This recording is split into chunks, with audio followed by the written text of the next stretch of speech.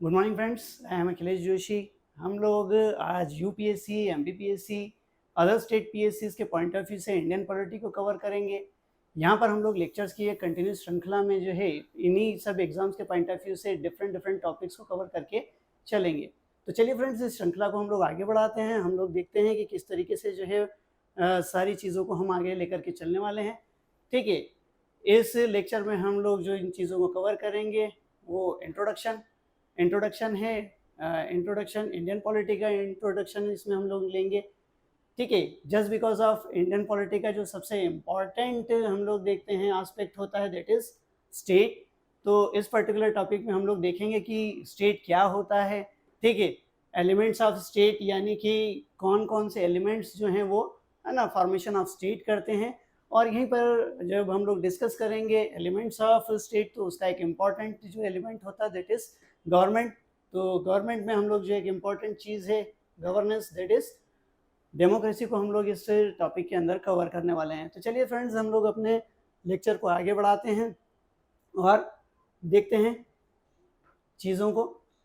तो सबसे पहले और महत्वपूर्ण चीज़ें ये हैं कि हमको ये चीज़ ध्यान में रखनी है कि शुरू के जो इनिशियल हमारे लेक्चर्स रहेंगे वो लेक्चर्स पर्टिकुलरली बेसिक कॉन्सेप्ट्स के ऊपर फोकस रहेंगे। ये कॉन्सेप्ट्स जो हैं वो कहने के लिए तो हम लोगों को लगता है कि बहुत इजी हैं, लेकिन ये कोर बेसिक पॉइंट्स हैं पॉलिटी के। अगर हम लोग इनको सही तरीके से नहीं समझेंगे तो इन दैट केस हम लोगों के लिए आगे फर्दर एडवांस चीज़ों की में थोड़ी सी कॉम्प्लिकेशंस आती हैं। चलिए, तो सबसे पहले हम लोग देखें तो इंडियन पॉलिटी की हम लोग बात कर रहे हैं, है ना। इंडियन पॉलिटी में हम लोग देखें तो देखिए फ्रेंड्स, जब हम किसी देश की इकोनॉमिक एक्टिविटीज़ की बात करते हैं, फाइनेंशियल एक्टिविटीज़ की बात करते हैं, तो हम उसके लिए इकोनॉमी वर्ड का यूज़ करते हैं। ठीक इसी तरीके से like this, whenever we discuss country about its political system, जब हम किसी देश को उसके राजनीतिक व्यवस्था के संबंध में डिस्कस करते हैं, राजनीतिक व्यवस्था के संबंध में हम उसकी बात करते हैं, तो हम उसके लिए राज्य शब्द का इस्तेमाल करते हैं। ठीक है, यहाँ पर राज्य शब्द का इस्तेमाल किया जाता है किसके लिए? एक देश की राजनीतिक व्यवस्था के बारे में बात करने के लिए। चलिए, तो यहीं से हम लोग चीज़ों को आगे बढ़ाते हैं, क्योंकि अभी तक हम लोग देखते हैं कि पॉलिटी जो है, ठीक है, पॉलिटिकल साइंस का एक इम्पॉर्टेंट पार्ट है ना। तो यहाँ पर हम लोग एक इम्पॉर्टेंट पॉलिटिकल थिंकर हैं गार्नर, उनके स्टेटमेंट से जो है इस चीज़ को शुरू करते हैं। The beginning and end of the political science is the state. ठीक है, इस स्टेटमेंट से हम लोगों को स्टेट का इंपॉर्टेंस समझ में आ जाता है। ठीक है, इसी से हमको पता चलता है कि आगे जो भी चीज़ें हम लोग फर्दर कंटिन्यू करने वाले हैं उसमें सबसे इंपॉर्टेंट चीज़ अगर कोई चीज़ होगी तो वो क्या होगी? That is state. यहाँ पर स्टेट का मतलब मैं आपको पहले क्लियर कर दूं, यहाँ पर स्टेट का मतलब जो है यूनिट ऑफ एडमिनिस्ट्रेशन नहीं है। मैंने आपको बताया यहाँ पर स्टेट वर्ड का यूज़ हम काय के लिए कर रहे हैं? यहाँ पर हम स्टेट वर्ड का यूज़ कर रहे हैं to discuss political system of a country, इसीलिए हम लोगों ने यहाँ पर इसको किया है।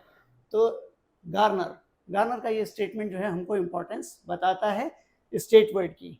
ठीक है, चलिए, तो यहाँ पर सबसे पहले हम लोग समझें ओरिजिन ऑफ स्टेट। ठीक है, ओरिजिन ऑफ वर्ड स्टेट को हम लोग सबसे पहले समझने की कोशिश करेंगे कि आखिर ये वर्ड निकल करके कहाँ से आया है। ठीक है, इंग्लिश वर्ड स्टेट की अगर हम लोग बात करें तो इंग्लिश वर्ड स्टेट जो है इटैलिक वर्ड स्टेटो से ओरिजिनेट हुआ है। ठीक है, ये इटैलिक वर्ड स्टेटो से ओरिजिनेट हुआ है। ये इटैलिक वर्ड स्टेटो इटसेल्फ जो है इसका ओरिजिन कहाँ से आया है? लैटिन वर्ड स्टेटस से आया है। ठीक है, यानी कि ये स्टेटो वर्ड भी जो है इसकी रूट भी अगर हम लोग जाकर के पीछे देखेंगे तो हमको कहाँ पर मिलेगी? लैटिन वर्ड स्टेटस में। Status means condition. ठीक है, condition, we can say state is a condition. State is a condition, है ना। स्टेट एक कंडीशन है, क्या है? पॉलिटिकल कंडीशन है। पॉलिटिकल कंडीशन है किसी जगह की। ठीक है, अब यहाँ पर अगर हम लोग वर्ड की बात करें, ठीक है, वर्ड स्टेटो, ठीक है, सबसे पहले निकोलो मैकियावेली, इटली के काफ़ी प्रोमिनेंट पॉलिटिकल थिंकर हैं निकोलो मैकियावेली, इन्होंने सबसे पहले इस वर्ड स्टेटो को यूज़ किया था। ठीक है, इनकी जो सबसे फेमस बुक है द प्रिंस 1513 में इन्होंने ये बुक लिखी थी।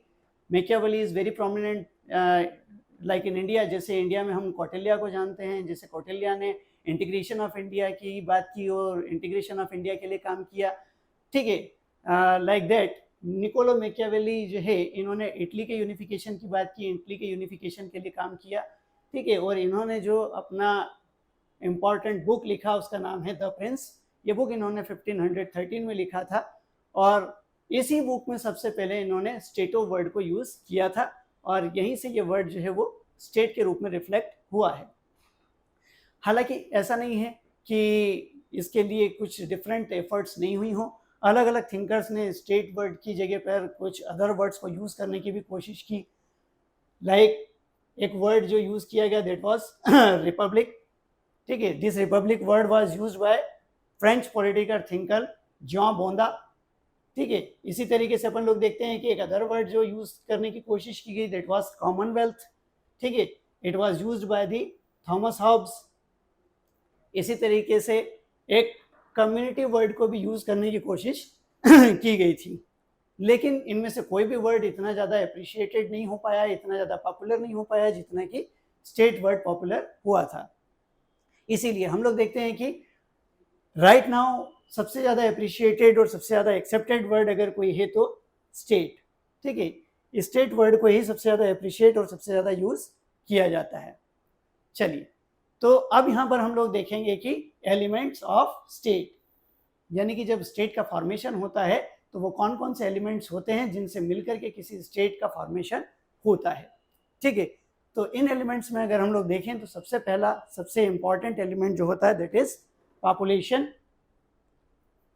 पॉपुलेशन यानी कि उस स्टेट के पर्टिकुलर जो सिटीजन्स होते हैं, वहाँ के जो नागरिक होते हैं, वो सबसे पहले और सबसे इंपॉर्टेंट एलिमेंट होते हैं किसी भी स्टेट के फॉर्मेशन के लिए, ठीक है।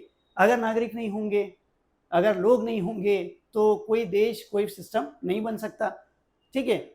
अब जैसा कि अपन लोग देखते भी हैं तो स्टेट को जो है कहा जाता है, स्टेट को क्या कहा जाता है, state is called human association, ठीक है। What is state? State is a human association, ठीक है। तो ह्यूमन एसोसिएशन अगर है तो उसके लिए पॉपुलेशन या ह्यूमन का होना सबसे ज़्यादा जरूरी होता है, ठीक है। तो सबसे पहला और मोस्ट इंपॉर्टेंट एलिमेंट जो हुआ वो दैट इज पॉपुलेशन, ठीक है। Second is territory. Territory means एक स्पेसिफिक एरिया, एक स्पेसिफिक क्षेत्र का होना जरूरी है। जैसे हम लोग भारत की बात करते हैं भारत है, जैसे भारत की हम लोग देखते हैं, है ना, नॉर्थ साउथ ईस्ट वेस्ट उसकी स्पेसिफाइड बाउंड्रीज हैं और इन्हीं बाउंड्रीज को लेकर के हमने अपने स्टेट का फॉर्मेशन किया है। एक पर्टिकुलर बाउंड्री होती है, उसी बाउंड्री के अंदर जो है उस पर्टिकुलर स्टेट की, है ना, स्टेट की जो है वो अपनी सोवरेनिटी होती है। सोवरेनिटी क्या होता है इसको भी आगे हम लोग डिस्कस करने वाले हैं, ठीक है। तो उसके लिए अपना एक टेरिटरी का होना जरूरी होता है। जैसे अपने को पता ही है ना, एरिया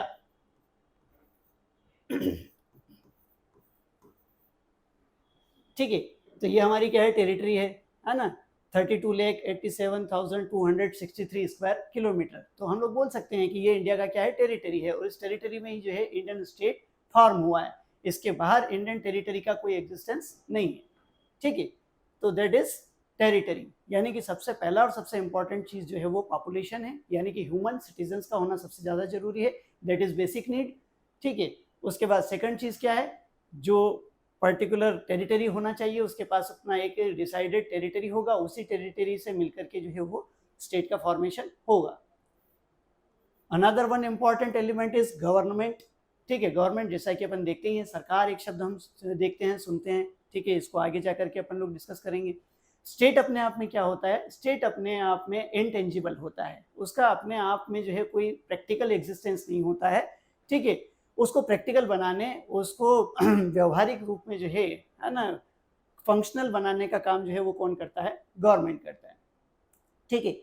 गवर्नमेंट की अगर हम लोग बात करें तो टाइप्स ऑफ गवर्नमेंट अलग अलग होते हैं, हर स्टेट की अपनी इंडिविजुअल रिक्वायरमेंट्स होती हैं, हर स्टेट की अपनी इंडिविजुअल नीड्स होती हैं, ठीक है। इन्हीं नीड्स की बेसिस पे जो है हर स्टेट डिसाइड करता है कि उसको कौन सा फॉर्म ऑफ गवर्नमेंट यूज करना है।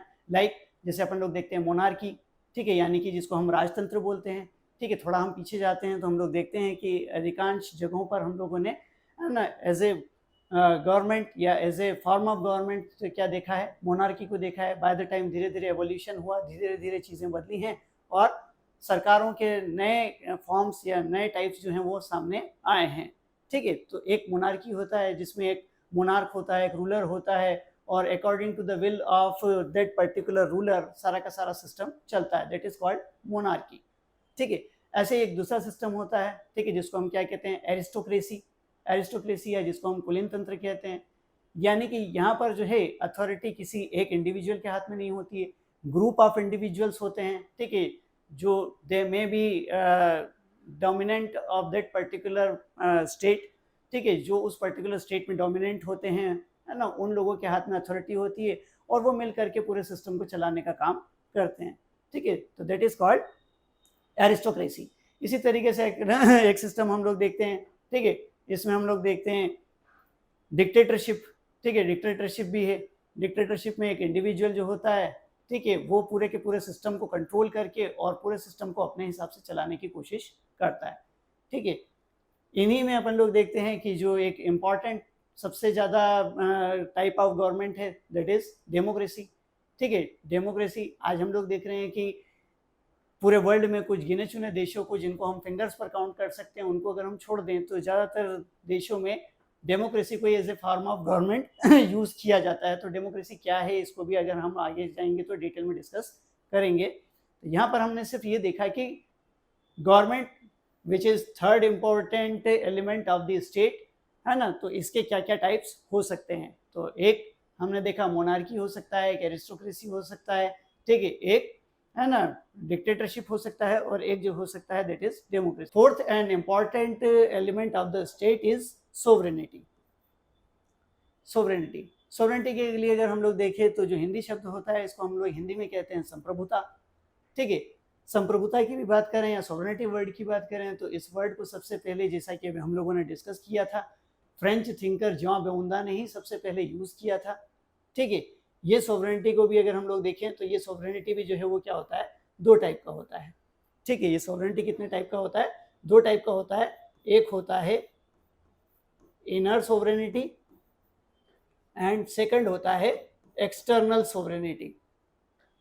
ठीक है, सोवरेनिटी भी हमारा जो हो गया वो दो टाइप का हो गया, एक हो गया इनर सोवरेनिटी, एक हो गया एक्सटर्नल सोवरेनिटी। अब यहाँ पर पहले हम लोग देखें कि what is inner sovereignty. Inner sovereignty का मतलब ये है, इनर सोवरेनिटी को अगर हम लोग सीधे सीधे देखे जाएं तो every individual who is citizen of state और any institution which is located in that particular state is bound to follow rules and regulation made by that particular state। यानी कि अगर आंतरिक संप्रभुता की हम लोग बात करें तो आंतरिक संप्रभुता का अर्थ होता है कि किसी भी राज्य में निवास करने वाले किसी व्यक्ति को या उस राज्य के अंतर्गत काम करने वाली किसी भी संस्था को राज्य के द्वारा बनाए हुए सभी नियमों और कानूनों को मानना होगा, यानी कि वो इन नियमों और कानूनों को मानने के लिए बाध्य है। यह हुआ इनर सोवरेनिटी। दूसरा होता है एक्सटर्नल सोवरेनिटी। एक्सटर्नल सोवरेनिटी का मतलब क्या हुआ, कोई भी स्टेट अपनी पॉलिसीज को डिसाइड करने के लिए पूरी तरीके से इंडिपेंडेंट है, उसके ऊपर किसी भी एक्सटर्नल पावर का कोई प्रेशर नहीं है। यानी कि जब वो अपनी पॉलिसीज डिसाइड करेगा, जब वो अपने लॉज बनाएगा, तो लॉज और पॉलिसी बनाते समय उसको केवल ये देखना है कि कौन से लॉज और पॉलिसीज उस पर्टिकुलर स्टेट के लिए, उस पर्टिकुलर स्टेट के सिटीजन्स के लिए बेनिफिशियल हैं, उनके इंटरेस्ट में है। ठीक है, जैसे अभी अपन लोग देखते हैं, अभी यूक्रेन और रशिया का कॉन्फ्लिक्ट हुआ, फिलिस्तीन और हमास का कॉन्फ्लिक्ट हुआ, तो रशिया यूक्रेन कॉन्फ्लिक्ट में जो है यूएसए, है ना, वेस्टर्न यूरोपियन कंट्रीज, वो चाहते थे कि इंडिया जो है वो रशिया को क्रिटिसाइज करे और रशिया को जो है इस एग्रेशन से रोके। लेकिन इंडिया ने जो है यूएसए और इन यूरोपियन पावर्स के प्रेशर में ना आते हुए उन्होंने डिसाइड किया कि ना we are going to maintain our healthy relations with the Russia. हम लोगों ने तमाम प्रेशर के बावजूद भी जो है ये डिसाइड किया है कि हम लोग रशिया से ऑयल परचेस करेंगे, जस्ट बिकॉज ये ऑयल जो है हमारी इकोनॉमी के लिए बहुत ज़्यादा इंपॉर्टेंट है। ठीक है, तो इस समय पे हमने क्या किया, इस समय पे हमने सिर्फ और सिर्फ एक चीज़ देखी कि किस नीति में, किस पॉलिसी में हमारे देश का बेनिफिट है, किस में हमारा इंटरेस्ट है। बाहर से बहुत ज़्यादा प्रेशर डालने की कोशिश की गई, लेकिन हमने उन सारे प्रेशर्स को दरकिनार करते हुए अल्टीमेटली ये डिसाइड किया कि we are going with Russia, that is called external sovereignty. External sovereignty मतलब बिना किसी बाहरी दबाव के, बिना किसी बाहरी संस्था के दबाव के, बिना किसी बाहरी देश के दबाव के अपनी नीतियां अपने हितों और अपने लाभ को ध्यान में रखते हुए तय करना, इसको हम क्या कहते हैं, एक्सटर्नल सोवरेनिटी। ठीक है फ्रेंड्स, तो ये हुआ हमारे 4 एलिमेंट्स स्टेट के। ठीक है, इसमें हम लोगों ने पॉपुलेशन को डिस्कस किया। पॉपुलेशन यानी कि उस देश के नागरिक, क्योंकि हम लोगों को पता ही है किसी भी स्टेट को या किसी भी पॉलिटिकल एसोसिएशन को बनाने का काम अल्टीमेटली उसी देश के सिटीजन्स करते हैं।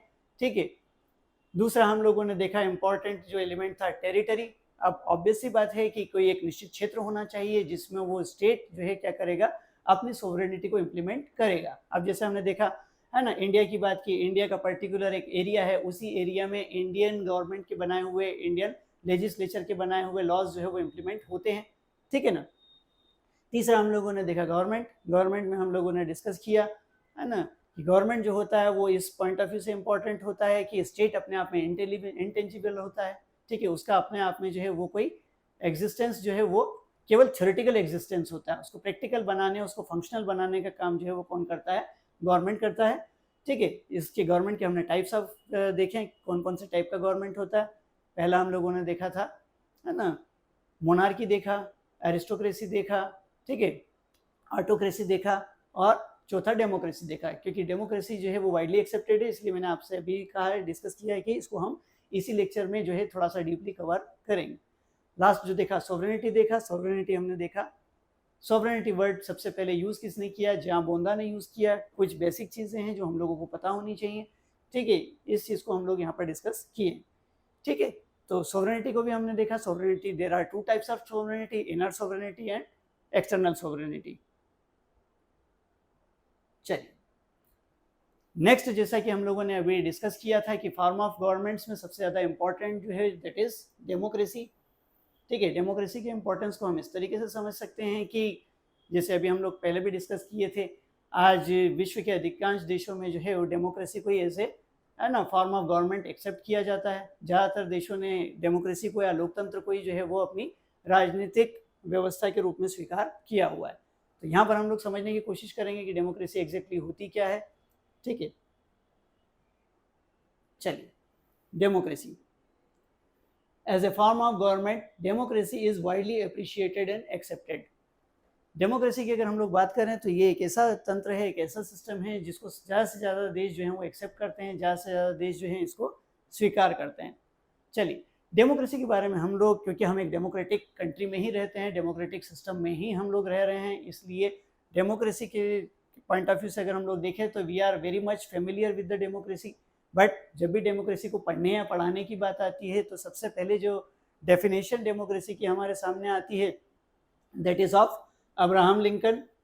ठीक है, जब हम पढ़ना शुरू करते हैं डेमोक्रेसी तो सबसे पहला डेफिनेशन हमारे सामने अब्राहम लिंकन का ही आता है, और उसका रीज़न यही है कि इन्होंने कम से कम शब्दों में डेमोक्रेसी को बहुत ज़्यादा अच्छे से, बहुत ज़्यादा है ना बेहतर तरीके से एक्सप्लेन करने का काम किया है। Democracy is a government of the people, by the people and for the people. मतलब एक ऐसा सिस्टम है, एक ऐसी व्यवस्था है जो लोग चलाते हैं, लोगों के लिए चलाई जाती है और लोगों के द्वारा ही काम किया जाता है। ठीक है, तो ये एक परिभाषा है, ये एक डेफिनेशन है जो हम बचपन से सुनते आए हैं। ठीक है ना, और यही परिभाषा जो है इसकी सबसे बड़ी खूबसूरती है, ये जो है बेहतर से बेहतर शब्दों में और कम से कम शब्दों में इसको एक्सप्लेन करने का काम करती है। चलिए, अब यहाँ पर अपन लोग देखें कि ओरिजिन ऑफ वर्ड डेमोक्रेसी, यानी कि डेमोक्रेसी को समझने से पहले हम ये समझ लें कि वर्ड डेमोक्रेसी की रूट क्या है, ये वर्ड डेमोक्रेसी कहाँ से निकल करके आया है। तो जैसा कि हम सभी लोग जानते हैं, ठीक है, डेमोक्रेसी एक इंग्लिश वर्ड है, इसके लिए हम लोग हिंदी में लोकतंत्र शब्द का इस्तेमाल करते हैं। ठीक है ना, तो इस वर्ड की अगर हम लोग पर्टिकुलरली बात करें तो ये जो है डेमोक्रेसी वर्ड 2 ग्रीक वर्ड से मिलकर के बना हुआ है। ठीक है, पहला वर्ड जो है दैट इज डेमोस, पहला वर्ड जो है दैट इज डेमोस, डेमोस का जो मीनिंग होता है दैट इज पब्लिक, ठीक है। दूसरा जो वर्ड है दैट इज क्रेटोस, ठीक है। क्रेटोस का मतलब क्या होता है, पावर, यानी कि ऐसा सिस्टम जिसमें पावर किसके हाथों में होती है, पब्लिक के हाथों में होती है। सबसे ज्यादा पावरफुल कौन होता है, पब्लिक होती है। पब्लिक ही डिसाइड करती है कि क्या होगा, ठीक है। पब्लिक जो चाहेगी वही होगा, पब्लिक जो नहीं चाहेगी वो नहीं होगा। तो एक ऐसा सिस्टम जिसमें सारी की सारी अथॉरिटी, सारी की सारी पावर जो है वो किसके पास, पब्लिक के पास होती है। हिंदी में अगर हम लोग समझते हैं तो हिंदी में समझना थोड़ा सा और आसान हो जाता है, ठीक है। लोकतंत्र, लोक यानी कि वही जनता, तंत्र यानी कि व्यवस्था, यानी कि ऐसी व्यवस्था जिसमें शक्ति जो होती है वो जनता के हाथों में होती है, ठीक है ना। तो ये दो शब्दों डेमोस और क्रेटोस से मिलकर के बना हुआ है, ठीक है ना। तो यहाँ पर हम लोग देखें, एक अभी हम लोगों ने डिस्कस किया, अभी हम लोगों ने चर्चा की कि भाई यहाँ पर जो है वो अथॉरिटी जो होती है वो पब्लिक के हाथ में होती है, ठीक है। अब इस बेसिस पे हम लोग क्या कर सकते हैं, इस बेसिस पे हम लोग समझ सकते हैं कि डेमोक्रेसी जो है वो कितने टाइप का होता है, दो टाइप का होता है, ठीक है। डेमोक्रेसी के हम लोग अब टाइप्स को हम लोग यहाँ पर डिस्कस करेंगे, ठीक है। There are two types of democracy, ठीक है। One is direct democracy, second is indirect और रिप्रेजेंटेटिव डेमोक्रेसी, ठीक है। अब इनको एक एक करके हम लोग समझने की कोशिश करते हैं। डायरेक्ट डेमोक्रेसी की अगर हम लोग बात करें तो डायरेक्ट डेमोक्रेसी का मतलब ये होता है, डायरेक्ट डेमोक्रेसी में सारी की सारी सत्ता, अथॉरिटी जो है वो सीधे पब्लिक के हाथों में होती है। यानी कोई भी कानून अगर बनाना है, कोई भी नीति अगर बनाना है तो सीधे सीधे पब्लिक के बीच में जाकर के पब्लिक से बात की जाती है और पब्लिक से ये जानने की कोशिश की जाती है कि वो कानून सरकार को बनाना चाहिए या नहीं बनाना चाहिए। अगर पब्लिक उसके पक्ष में है, अगर पब्लिक उसको सपोर्ट करती है, मेजोरिटी ऑफ द पीपल कहते हैं कि हाँ भाई ये पर्टिकुलर लॉ जो है वो सही है, करेक्ट है और we should go through that particular law, तो उस कानून को बनाया जाता है। इसके विपरीत अगर पब्लिक मना बोलती है, अगर पब्लिक को ये लगता है कि भाई इस तरीके का कानून अगर बनता है तो इस तरीके का कानून बनने से हमें समस्या हो सकती है, या ये कानून हमारे लिए उतना बेनिफिशियल नहीं हो सकता है जितना है कि गवर्नमेंट को लग रहा है, ठीक है, तो पब्लिक जो है अपना ओपिनियन उसके अगेंस्ट रखेगी, ठीक है। पब्लिक अगर कहती है कि we are not agreed with this particular law और we are not agreed with that particular policy, in that case वो लॉ, वो पॉलिसी बन नहीं पाएगी, ठीक है। तो उसको हम लोग क्या कहते हैं, direct democracy. Direct democracy means जहां पर पब्लिक सीधे सीधे लॉ फॉर्मेशन में, पॉलिसी मेकिंग में पार्टिसिपेट करती है, सीधे पब्लिक डिसाइड करती है कि कोई लॉ बनना चाहिए या नहीं, पब्लिक सीधे सीधे डिसाइड करती है कि कोई पॉलिसी आनी चाहिए या नहीं, तो उसको हम लोग क्या कहते हैं, उसको हम लोग कहते हैं डायरेक्ट डेमोक्रेसी, ठीक है। डायरेक्ट डेमोक्रेसी की अगर हम लोग बात करें तो मॉडर्न टाइम्स में हम लोगों को मॉडर्न डेमोक्रेसी का सबसे बेस्ट एग्जांपल जो देखने को मिलता है दैट इज स्विट्जरलैंड। स्विट्जरलैंड में अभी भी ये सिस्टम एग्जिस्ट करता है, वहाँ पर अभी भी इसी तरीके से डायरेक्ट पब्लिक जो है वो है ना लॉ मेकिंग में और पॉलिसी फॉर्मेशन की प्रोसेस में पार्टिसिपेट करती है। पब्लिक ही डिसाइड करती है कि कोई लॉ या पॉलिसी बननी चाहिए या नहीं बननी चाहिए। बट जैसा कि अपन लोग देख ही रहे हैं, ये एक ऐसा सिस्टम है जिसमें कुछ कॉम्प्लिकेशंस हैं। यहीं पर अपन उन कॉम्प्लिकेशंस को थोड़ा सा डिस्कस करने की कोशिश करते हैं। अब अ कंट्री लाइक इंडिया, ठीक है, जहाँ पर पॉपुलेशन इतना ज़्यादा है, 140 करोड़ का पॉपुलेशन हमारा है, ठीक है, टेरिटरी भी हमारा इतना वाइड है, यहाँ पर थोड़ा सा ये इम्प्रैक्टिकल है कि हर लॉ को बनाने से पहले, हर पॉलिसी को डिसाइड करने से पहले गवर्नमेंट जो है वो एक एक इंडिविजुअल के पास जाए, एक एक इंडिविजुअल से जा करके बात करे, उसका ओपिनियन ले और फिर वो डिसाइड करे कि लॉ बनाना है या नहीं बनाना है ना। ऑब्वियस सी बात है कि इतनी बड़ी पब्लिक को कांटेक्ट करना और कांटेक्ट करके उसके ओपिनियंस को जानना बहुत ज़्यादा टाइम टेकिंग प्रोसेस हो जाएगा। ऐसे तो सारा का सारा सिस्टम ही फेल हो जाएगा। लॉ बनाना, पॉलिसी बनाना एक तरीके से इम्प्रैक्टिकल हो जाएगा। देखिए जैसे हमारे यहाँ पर सेंसस होता है, जनगणना होती है, तो वो भी कितने 10 ईयर्स में होता है। 10 ईयर्स का टाइम पीरियड इसीलिए हमने लिया है कि इतने बड़े कंट्री में जो है ना, ये एक्सरसाइज जो है वो कंटिन्यूस फ्रिक्वेंटली एक शॉर्ट ड्यूरेशन पर नहीं की जा सकती, ठीक है।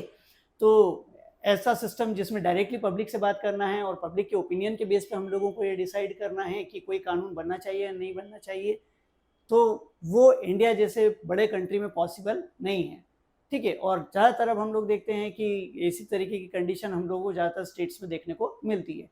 तो प्रैक्टिकली हम लोग अगर देखें तो ये डायरेक्ट डेमोक्रेसी वाला जो सिस्टम है वो मॉडर्न स्टेट्स के लिए एक तरीके से इररिलेवेंट हो गया है, ठीक है, इम्प्रैक्टिकल हो गया है, ठीक है। इसीलिए मैंने आपको बताया कि स्विट्जरलैंड जैसे कुछ छोटे छोटे देशों में ही इसको यूज किया जाता है। चलिए, अब क्योंकि कुछ प्रॉब्लम्स है तो सॉल्यूशन भी है, ठीक है ना। प्रॉब्लम आया है कि भाई डायरेक्ट डेमोक्रेसी यूज नहीं कर सकते, अब डायरेक्ट डेमोक्रेसी यूज नहीं कर सकते तो उसका सॉल्यूशन क्या होना चाहिए, ठीक है। अब भले से डायरेक्ट पब्लिक पार्टिसिपेट नहीं कर सकती, लेकिन इनडायरेक्टली पब्लिक पार्टिसिपेट कर सके, ऐसा कोई सिस्टम हम क्या करें, इवॉल्व करें, ऐसा कोई नया सिस्टम लेकर के आए जिसमें भले पब्लिक पार्टिसिपेट डायरेक्टली नहीं कर पा रही है, बट पब्लिक ये डिसाइड कर दे कि उनकी तरफ से कौन लोग जो हैं वो डिसीजन लेने का काम करेंगे, ठीक है। तो ऐसी डेमोक्रेसी जिसमें पब्लिक अपनी तरफ से अथॉरिटी यूज करने के लिए अपने रिप्रेजेंटेटिव्स को अपॉइंट करती है, ठीक है, अपने बिहाफ पे वो कुछ लोगों को जो है अपॉइंट कर देती है कि हाँ, आप जो भी डिसीजन लेंगे, आपका जो भी डिसीजन होगा, that shall be acceptable to all of us, ठीक है। उसको हम लोग क्या कहते हैं, इनडायरेक्ट डेमोक्रेसी, या जिसको हम लोग रिप्रेजेंटेटिव डेमोक्रेसी भी कहते हैं, ठीक है। चलिए, अभी जैसे कि हम लोगों ने देखा हमारे इंडिया में है ना, लोकसभा के इलेक्शन हुए हैं, तो लोकसभा के जब इलेक्शन हुए तो इन लोकसभा के इलेक्शंस में हम लोगों ने क्या किया, हम लोग गए, हम लोगों ने जाकर के वोट दिया, और हम लोगों ने जिसको वोट दिया, जिसको ज़्यादा वोट मिले, जिसको मेजोरिटी ऑफ वोट्स मिले, ठीक है, वो हमारा रिप्रेजेंटेटिव बन गया, ठीक है। एज ए रिप्रेजेंटेटिव अपनी कॉन्स्टिट्यूएंसी को जो है वो पार्लियामेंट में रिप्रेजेंट करने का काम करेगा। अब हमारा रिप्रेजेंटेटिव पार्लियामेंट में जाकर के जो भी ओपिनियन रखता है, जो भी व्यू एक्सप्रेस करता है, ये माना जाएगा कि वो पर्टिकुलर उस संसदीय क्षेत्र की जनता के विचार हैं, ठीक है। फॉर एग्जांपल ले लीजिए, है ना, फॉर एग्जांपल अगर हम लोग ले लें कि पर्टिकुलर, है ना, दिल्ली का अगर कोई पब्लिक रिप्रेजेंटेटिव है, नॉर्थ दिल्ली का अगर सांसद है, तो वो वहाँ पर पॉलिसी फॉर्मुलेशन के समय, ठीक है, लेजिस्लेशन के समय जो व्यूज़ रखेगा, तो ये माना जाएगा कि नॉर्थ दिल्ली की जो पब्लिक है वो इसी तरीके के जो है वो थॉट्स रखती हैं और यही उनका मानना है, ठीक है। तो डेमोक्रेसी का एक ऐसा पार्ट जिसमें पब्लिक सीधे सीधे पार्टिसिपेट न करते हुए अपने रिप्रेजेंटेटिव्स के थ्रू पार्टिसिपेट करती है, उसको हम क्या कहते हैं, इनडायरेक्ट डेमोक्रेसी या रिप्रेजेंटेटिव डेमोक्रेसी, ठीक है। समझ गए होंगे। हमने क्या किया, हमने इलेक्शन में पार्टिसिपेट किया, वोट किया, और हमारे वोट पे ये डिसाइड हुआ कि हमारे बिहाफ पे हमको रिप्रेजेंट करने का काम कौन करेगा, ठीक है। तो वो क्या हो गए, हमारे रिप्रेजेंटेटिव। अब वो पार्लियामेंट में जाकर के जो भी बात बोलेंगे, ये माना जाएगा कि वो उस पर्टिकुलर कॉन्स्टिट्यूएंसी के लोगों के व्यूज हैं, ठीक है। तो ये हुआ आपका रिप्रेजेंटेटिव डेमोक्रेसी, यानी कि जहां पर पब्लिक अपने रिप्रेजेंटेटिव्स के थ्रू पॉलिसी फॉर्मुलेशन में, लेजिस्लेशन में पार्टिसिपेट करती है, उसको हम लोग इनडायरेक्ट या रिप्रेजेंटेटिव डेमोक्रेसी कहते हैं। ज़्यादातर जगहों पर अपन लोग देखते हैं कि यही चीज़ जो है वो फेमस है, ज़्यादातर इसी का यूज़ आजकल होता है, ठीक है। यहाँ पर अब हम लोग डिस्कस करेंगे, कहीं पर भी एज ए पॉलिटिकल सिस्टम अगर डेमोक्रेसी का होना जरूरी है, तो डेमोक्रेसी के लिए भी कुछ एसेंशियल्स होते हैं, कुछ प्री रिक्विजिट्स होते हैं। जब ये कंडीशंस फुलफिल होती हैं, तभी हम लोग कह सकते हैं कि किसी पर्टिकुलर स्टेट में democracy as a system properly perform कर पाएगा, ठीक है। तो एसेंशियल्स ऑफ डेमोक्रेसी क्या है, इस चीज़ को लेकर के हम लोग एक एक करके डिस्कशन में आएंगे, ठीक है। तो डेमोक्रेसी को सक्सेसफुल बनाने के लिए, फ्रूटफुल बनाने के लिए सबसे पहली और सबसे इंपॉर्टेंट जो रिक्वायरमेंट होती है, दैट इज अवेयरनेस, यानी कि जो पब्लिक है उसका अवेयर होना सबसे ज़्यादा जरूरी है। जब पब्लिक अवेयर होगी, देखिए, पब्लिक अवेयर होगी तो वो वोटिंग करने के लिए जाएंगे, तभी जो है वो प्रॉपरली जो है ना, सही तरीके से रिप्रेजेंटेटिव्स इलेक्ट होकर के आ पाएंगे। तो केवल वोट डालने जाना अपने आप में जो है अवेयरनेस को नहीं बताता है, ठीक है। अवेयरनेस के लिए क्या जरूरी है, जब हम वोट देने जा रहे हैं तो सबसे पहले हम लोग देखें कि कैंडिडेट्स कौन कौन हैं, कैंडिडेट्स किन किन पार्टी को बिलोंग करते हैं, ठीक है। दोनों पार्टीज़ का जो मैनिफेस्टो है, मैनिफेस्टोज में उन्होंने किस किस तरीके के जो हैं प्रोग्राम्स अपने रखे हैं, किस तरीके का विज़न उन्होंने रखा हुआ है, ठीक है। सभी पार्टीज़ के मैनिफेस्टोज को हम डिस्कस करें। मैनिफेस्टोज को पढ़ने के बाद पर्टिकुलर इंडिविजुअल जो कैंडिडेट्स हैं, इंडिविजुअल कैंडिडेट्स की हम लोग, है ना, एजुकेशन को देखें, क्वालिफिकेशन को देखें, हम ये देखें कि उन्होंने सोसाइटी में किस तरीके से काम किया है, ठीक है ना।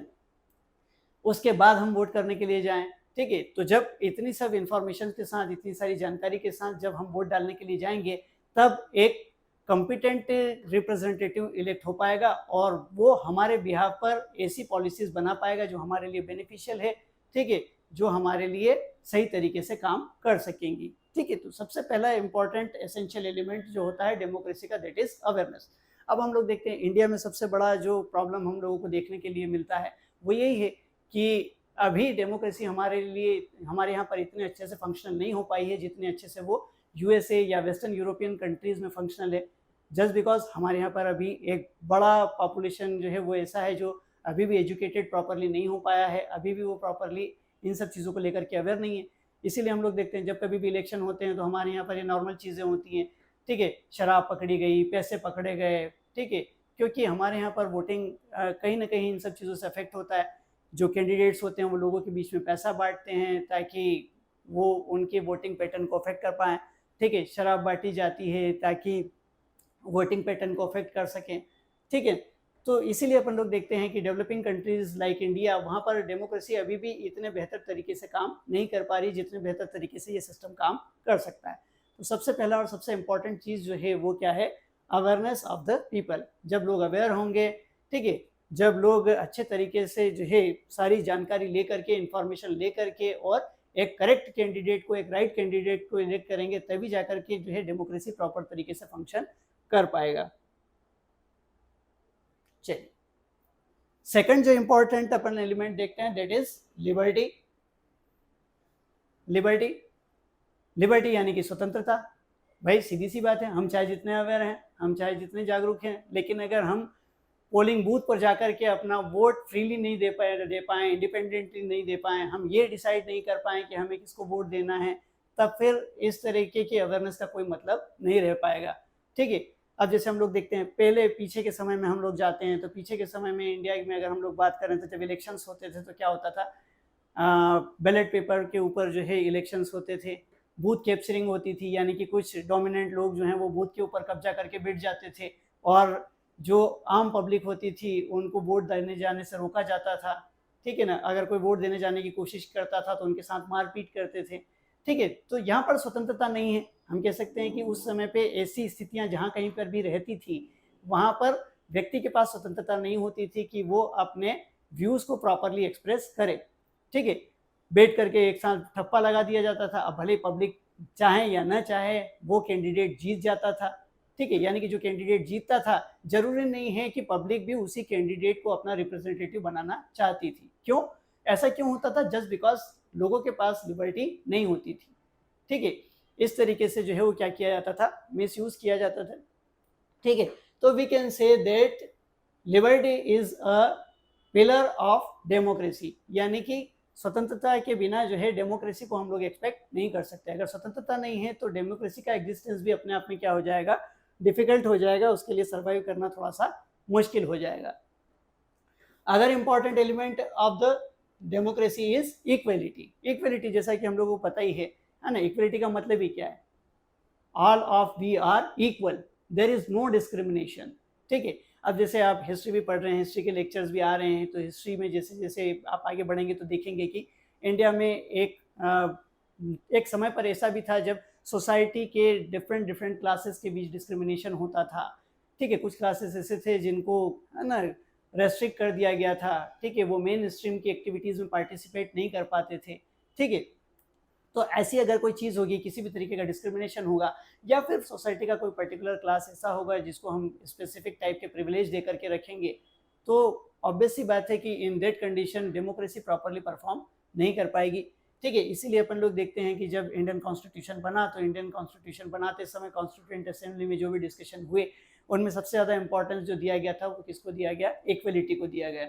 जस्ट बिकॉज है ना, जो फ्रेमर्स ऑफ कॉन्स्टिट्यूशन थे उनका ये मानना था कि विदाउट इक्वलिटी है ना पॉलिटिकल इंडिपेंडेंस जो है हमारा सर्वाइव नहीं कर पाएगा। उसके लिए हम लोगों को क्या करना पड़ेगा, इक्वलिटी सोसाइटी में एस्टेब्लिश करना सबसे ज़्यादा जरूरी रहेगा। इसीलिए अपन लोग देखेंगे जब आगे लेक्चर बाय लेक्चर बढ़ेंगे तो है ना, हमारे कॉन्स्टिट्यूशन के आर्टिकल 14 से लेकर के तो आर्टिकल 18 तक राइट टू इक्वलिटी दिया हुआ है, जिसमें डिफरेंट टाइप से जो है वे इक्वलिटी सोसाइटी में एस्टेब्लिश करने की कोशिश की गई, ठीक है। जब हम किसी के साथ डिस्क्रिमिनेट नहीं करेंगे, जब हम सब एक दूसरे को इक्वल मानेंगे, सब एक दूसरे के साथ मिलजुल करके रहेंगे, तभी कोई एक सिस्टम जो है वो प्रॉपरली सही तरीके से काम कर पाएगा, तभी हम किसी इमरजेंसी के टाइम पर जो है कलेक्टिवली उसका फेस कर पाएंगे, कलेक्टिवली उसको हम टैकल कर पाएंगे। ठीक है, तो इसीलिए अपन लोग देखते हैं कि है ना, कास्ट की बेसिस पे, रिलीजन की बेसिस पे, रेस या सेक्स की बेसिस पे किसी भी तरीके का कोई डिस्क्रिमिनेशन जो है वो कॉन्स्टिट्यूशन अलाउ नहीं करता है। अब किसी भी तरीके का डिस्क्रिप्शन किया जाना पॉसिबल नहीं। We are all equals. ठीक है, तो इक्वलिटी जब होगी सोसाइटी में, इक्वलिटी जब होगी सोसाइटी के लोगों में, तभी जाकर के डेमोक्रेसी जो है प्रॉपरली सर्वाइव कर पाएगा। ठीक है, डॉक्टर अंबेडकर जी ने जो है ये चीज़ के ऊपर काफ़ी ज़्यादा एम्फेसिस किया था कि भाई पॉलिटिकल डेमोक्रेसी जो है वो सर्वाइव नहीं कर पाएगा जब तक कि सोशल डेमोक्रेसी सोसाइटी में नहीं होगा। और सोशल डेमोक्रेसी कैसे आएगा? सोशल डेमोक्रेसी इक्वलिटी से आएगा। अगर सोसाइटी के एक पर्टिकुलर क्लास को अगर हम लोग हमसे अपने आप से काट करके रखेंगे, उनको हम अपना नहीं मानेंगे, तो ऑब्वियस सी बात है कि ऐसे में हमारा डेमोक्रेसी जो है, पॉलिटिकल डेमोक्रेसी हमारा लॉन्ग टाइम तक सर्वाइव नहीं कर पाएगा, लॉन्ग टाइम तक उसका सर्वाइवल पॉसिबल नहीं हो पाएगा। ओके, चलिए इसको हम आगे बढ़ाते हैं। आफ्टर इक्वलिटी जो अदर इम्पॉर्टेंट हमारा एस्पेक्ट है दैट इज पार्टिसिपेशन। हम लोगों ने देखा, चाहे हम लोगों ने डिस्कस किया डायरेक्ट डेमोक्रेसी, चाहे हम लोगों ने डिस्कस किया रिप्रेजेंटेटिव डेमोक्रेसी, लेकिन दोनों डेमोक्रेसी में जो सबसे इंपॉर्टेंट चीज़ थी वो क्या थी? Public participation.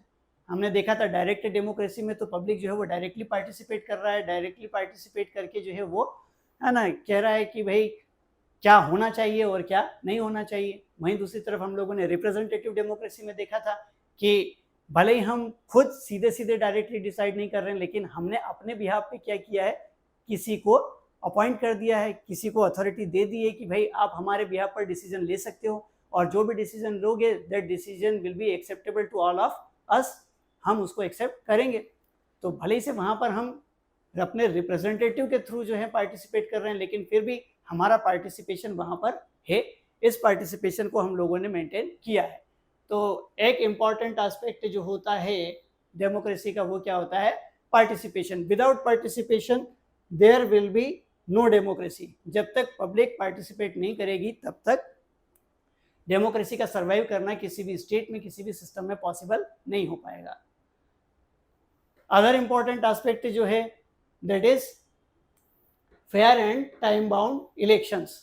ठीक है, अब हमने देखा था कि डायरेक्ट डेमोक्रेसी में तो पब्लिक क्या कर रही है, डायरेक्टली पार्टिसिपेट कर रही है और डिसाइड कर दे रही है कि उनको कोई लॉ चाहिए या नहीं चाहिए। लेकिन हम लोगों ने देखा था कि रिप्रेजेंटेटिव डेमोक्रेसी में पब्लिक का पार्टिसिपेशन काय के थ्रू होता है?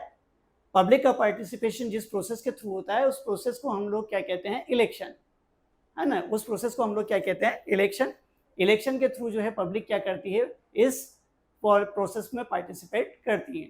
ठीक है, क्योंकि हमने देखा है कि हम डायरेक्टली तो जो है पार्टिसिपेट नहीं कर पा रहे हैं, हमारे बिहार पे हमारे रिप्रेजेंटेटिव्स जो हैं वो क्या करेंगे? पार्टिसिपेट करेंगे। अब इन रिप्रेजेंटेटिव्स को इलेक्ट करने के लिए हमको जाना पड़ेगा, तो जो प्रोसेस होगा वो प्रोसेस क्या कहलाएगा? इलेक्शन। और इलेक्शन के थ्रू क्या करती है? पब्लिक पार्टिसिपेट करती है रिप्रेजेंटेटिव डेमोक्रेसी में। ठीक है ना। तो यहाँ पर हम लोग देखते हैं जॉन लॉक जो कि अपन लोग देखते हैं मॉडर्न लिबरलाइजेशन के फादर माने जाते हैं। इन्होंने जो है काफ़ी ज़्यादा इस चीज़ को प्रोपोगेट किया है। उन्होंने बोला है कि भाई कोई भी गवर्नमेंट जब तक पावर में रह सकती है जब तक कि कॉन्सेंसस ऑफ पीपल उसके साथ हैं, कॉन्सेंसस ऑफ पीपल उसके साथ हैं, यानी कि जब तक लोग उससे सहमत हैं, जब तक लोग सरकार के काम से सहमत हैं, तब तक कोई सरकार जो है वो पावर में रह सकती है। और अगर ये कॉन्सेंसस नहीं है तो in that case government has no moral right to be in power.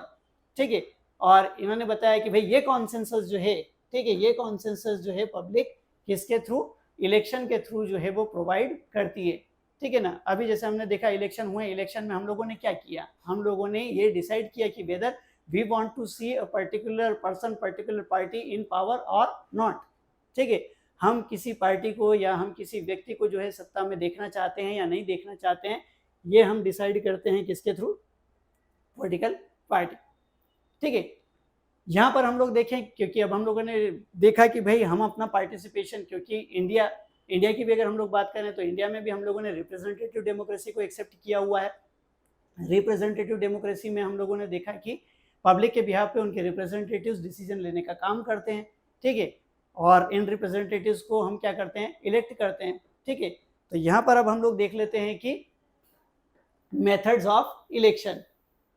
ठीक है, मेथड्स ऑफ इलेक्शन को भी यहीं पर हम लोग डिस्कस कर लेते हैं, क्योंकि आगे जाकर के हम लोग देखेंगे कि जब ये मेथड्स ऑफ इलेक्शन हमारे सामने आएंगे तो कहीं ना कहीं कुछ ना कुछ थोड़ा सा कंफ्यूजन हम लोगों को रह जाता है। इसलिए मैंने आपसे बताया था कि शुरू के इनिशियल जो 2-3 लेक्चर्स रहेंगे वो उन कोर इश्यूज के ऊपर फोकस्ड रहेंगे जो आगे जाकर के आपके लिए इंपॉर्टेंट होने वाले हैं। इन बेसिक कॉन्सेप्ट्स को आप अगर अच्छी तरीके से समझ लेंगे, अच्छी तरीके से क्लियर कर लेंगे, तो इन दैट केस आगे आपके लिए चीज़ें बहुत ज़्यादा आसान हो जाएंगी, कन्वीनियंट हो जाएंगी। ठीक है, तो हमने यहाँ पर इलेक्शन की बात की, तो यहीं पर हम लोग बात कर रहे हैं कि जो इलेक्शन होते हैं, इलेक्शन भी 2 टाइप से होते हैं। ठीक है ना, इलेक्शन की अगर हम लोग बात करें तो इलेक्शन भी क्या होते हैं, 2 टाइप के होते हैं।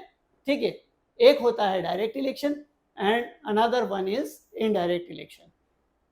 ठीक है, डायरेक्ट इलेक्शन जैसा कि वर्ड से समझ में आ रहा है, डायरेक्ट यानी कि पब्लिक खुद जो है वो क्या करती है, अपने रिप्रेजेंटेटिव को इलेक्ट करने का काम करती है। जैसे अभी हम लोगों ने देखा, अभी हम गए, हमने जाकर के पोलिंग बूथ पे वोट किया और हमारे वोट से अल्टीमेटली ये डिसाइड हुआ कि कोई कैंडिडेट जीतेगा या नहीं जीतेगा। यानी कि इलेक्शन का ऐसा मेथड जिसमें पब्लिक खुद डायरेक्टली पार्टिसिपेट करके अपने वोट से ये डिसाइड करती है कि कोई इंडिविजुअल उनका रिप्रेजेंटेटिव होना चाहिए या नहीं होना चाहिए, ऐसे इलेक्शन के मेथड को हम लोग क्या कहते हैं, डायरेक्ट। ठीक है, तो जैसे अभी हम इंडिया की बात करेंगे तो इंडिया में हम लोग देखते हैं, जैसे हम राज्य के लिए है ना, स्टेट की लेजिस्लेटिव असेंबली के लिए, राज्य विधानसभा के लिए वोट करते हैं, यानी कि हम एमएलएस को जब इलेक्ट करते हैं तो वो इलेक्शन क्या होता है, डायरेक्ट होता है। ठीक है ना, एमएलएस डायरेक्टली हमारे वोट से इलेक्ट होते हैं। इसी तरीके से भी हमने देखा है कि है ना, हाउस ऑफ द पीपल यानी कि लोकसभा के लिए भी जब हमारे यहाँ पर चुनाव हुए तो यहाँ पर भी हाउस ऑफ पीपल यानी लोकसभा के जो सांसद होते हैं वो भी सीधे सीधे पब्लिक के मतों से ही है ना, पब्लिक के वोट से ही डिसाइड होता है कि कोई पर्टिकुलर कैंडिडेट अपनी पब्लिक को रिप्रेजेंट करेगा या नहीं करेगा। ठीक है, यानी कि हम लोग कह सकते हैं कि इलेक्शन का ऐसा सिस्टम जिसमें पब्लिक सीधे सीधे जाकर के वोट करती है और पब्लिक के वोट से ही तय होता है कि कोई व्यक्ति रिप्रेजेंटेटिव बनेगा या नहीं, तो उसको हम क्या कहते हैं, डायरेक्ट इलेक्शन या प्रत्यक्ष निर्वाचन। अब इनडायरेक्ट की बात करें, यहाँ पर भी थोड़ा सा अगर हम लोग समझने की कोशिश करें तो वर्ड से समझ में आ रहा है। डायरेक्ट में क्या था, डायरेक्ट में ये था कि पब्लिक है और रिप्रेजेंटेटिव है, दोनों के बीच में कोई भी नहीं है, पब्लिक सीधे सीधे डिसाइड कर रही है कि उनका रिप्रेजेंटेटिव कौन होगा। लेकिन यहाँ पर इनडायरेक्ट में क्या हो रहा है, यहाँ पर इनडायरेक्ट में ये हो रहा है कि पब्लिक किसी एक इंडिविजुअल को इलेक्ट कर रही है और वो इंडिविजुअल पब्लिक के बिहाफ पे किसी और को इलेक्ट करने का काम कर रहा है। ठीक है, यानी कि जैसे कि अपन लोग एग्जाम्पल के रूप में समझ सकते हैं, इंडिया की अपन लोग बात करते हैं काउंसिल ऑफ स्टेट, यानी कि भारत में राज्यसभा के सदस्यों का जो चुनाव होता है वो कैसा होता है, अप्रत्यक्ष रूप से होता है। अप्रत्यक्ष रूप से जो है वो चुने जाते हैं। ठीक है, हमारा 4th शेड्यूल दिया हुआ है कॉन्स्टिट्यूशन का, वहां पर हर स्टेट के जो है रिप्रेजेंटेटिव्स के बारे में इंफॉर्मेशन दी हुई है कि पर्टिकुलर स्टेट से कितने रिप्रेजेंटेटिव जो हैं वो काउंसिल स्टेट यानी कि राज्यसभा में रहेंगे। एक उदाहरण के रूप में, एक एग्जांपल के रूप में ले लें, जैसे हम एमपी की बात करें कि भाई एमपी में जो है वो कितने हैं, 11 हैं। ठीक है, अब इन 11 कैंडिडेट्स को इलेक्ट करके क्या करना है, काउंसिल ऑफ स्टेट यानी कि राज्यसभा में भेजना है। ठीक है, अब इन 11 कैंडिडेट्स को जो है इलेक्ट करने का काम कौन करेगा, इन 11 कैंडिडेट्स को इलेक्ट करने का काम स्टेट लेजिस्लेटिव असेंबली के एमएलएस करेंगे। कौन करेंगे, स्टेट लेजिस्लेटिव असेंबली के एमएलएस को। यानी कि हमने क्या किया था, हमने पहले विधायकों को चुना था, एमएलएस को चुना था, और एमएलएस फिर ये डिसाइड करेंगे कि काउंसिल ऑफ स्टेट यानी कि राज्यसभा में एमपी का प्रतिनिधित्व कौन लोग करेंगे। यानी कि एमएलएस को किसने, पब्लिक ने इलेक्ट किया। ठीक है, पब्लिक ने एमएलएस को इलेक्ट किया और एमएलएस ने काउंसिल ऑफ स्टेट के मेंबर्स को इलेक्ट किया। यानी कि काउंसिल ऑफ स्टेट के मेंबर्स और पब्लिक के बीच में कौन है, एमएलएस। दोनों के बीच में कौन है, एमएलएस हैं। इसीलिए ऐसे इलेक्शन को हम लोग क्या कहते हैं, इनडायरेक्ट इलेक्शन कहते हैं। ठीक है, एक बार फिर से हम लोग समझ लेते हैं। पब्लिक ने पहले किसको इलेक्ट किया, एमएलएस को इलेक्ट किया। इन एमएलएस ने किनको इलेक्ट किया, राज्यसभा के सदस्यों को। ठीक है, यानी member of council of state को इलेक्ट किया। ठीक है, पब्लिक सीधे सीधे जो है वो इन काउंसिल ऑफ स्टेट्स के मेंबर्स को इलेक्ट करने का काम नहीं कर रही है। ठीक है, तो ऐसा इलेक्शन जिसमें पब्लिक डायरेक्ट पार्टिसिपेट नहीं करते हुए अपने रिप्रेजेंटेटिव्स के थ्रू पार्टिसिपेट करती है, उसको हम लोग क्या कहते हैं, उसको हम लोग इनडायरेक्ट इलेक्शन कहते हैं। ठीक है, ऐसे इलेक्शन का एग्जाम्पल हम लोग देखेंगे इंडियन प्रेसिडेंट का या भारतीय राष्ट्रपति का। ठीक है, हम लोग वोट डालते हैं तो हमारे वोट से जो है मुख्यमंत्री बनते हैं राज्यों में, हम लोग वोट डालते हैं तो पीएम बनते हैं, प्राइम मिनिस्टर बनते हैं हमारे स्टेट में। ठीक है, लेकिन हमने कभी भी प्रेसिडेंट या राष्ट्रपति के लिए वोट किया क्या? नहीं किया। क्यों? क्योंकि हम उसमें डायरेक्ट पार्टिसिपेट नहीं करते। हमारे बिहाफ पे हमारे रिप्रेजेंटेटिव्स या हमारे प्रतिनिधि जो हैं वो राष्ट्रपति या प्रेसिडेंट को चुनने का काम करते हैं। ठीक है, तो चलिए दोस्तों, ये मेथड्स ऑफ इलेक्शन हुए, इसमें हम लोगों ने समझा कि किस तरीके से चीज़ें हैं। तो आज के लेक्चर को हम लोग यहीं तक रखते हैं, इसके बाद चीज़ों को हम आगे बढ़ाएंगे। आगे के लेक्चर्स में हम लोग देखेंगे इसी तरीके से कुछ और इश्यूज़ और बेसिक पॉइंट्स जो हैं उनको लेकर के हम लोग आगे चलने वाले हैं। ओके।